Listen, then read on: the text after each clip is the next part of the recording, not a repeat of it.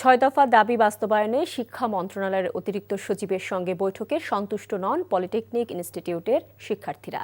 তাই আন্দোলন চলমান রাখার ঘোষণা দিয়েছেন তারা। দুপুরে সচিবালয়ে শিক্ষা মন্ত্রণালয়ের অতিরিক্ত সচিব রেহানা ইয়াসমিনের সঙ্গে 3 ঘণ্টার বৈঠক শেষে একথা জানান শিক্ষার্থী প্রতিনিধি দল।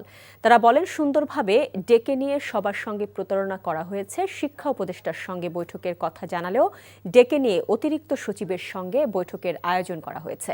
প্রতিনিধি দল বলেন, অতিরিক্ত সচিব দাবি দাওয়া লিখে নিয়েছেন, এরপর তিনি সচিবের কাছে উপস্থাপন করবেন। সচিব উপদেষ্টাকে অবহিত করবেন।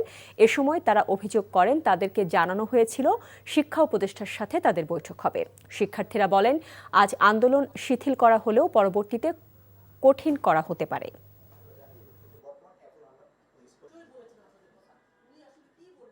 আমাদেরকে ডেকে এনে আমাদেরকে কর্মসূচি থেকে উঠিয়ে এনে এখানে দীর্ঘ সময়ব্যাপী অযৌক্তিক আলোচনা করা হয়েছে। আমাদের এখানে সমাধান আসা করা, তিনি আমাদের দাবিগুলো পয়েন্ট করেছে এবং এই দাবিগুলো নোট করে তিনি সচিব স্যারের কাছে প্রেরণ করবে। সচিব স্যারের কাছে প্রেরণ হয়ে তিনি শিক্ষা উপদেষ্টার কাছে প্রেরণ করবে। শিক্ষা উপদেষ্টার পর সংশ্লিষ্ট মহোদয়কে নিয়ে আমাদের দাবি বাস্তবায়ন। কিন্তু আমাদের যে রূপরেখা এটা ছিল। বান্ডেল থাকলে প্রতি সেনমানিতে টাকা বাঁচবে।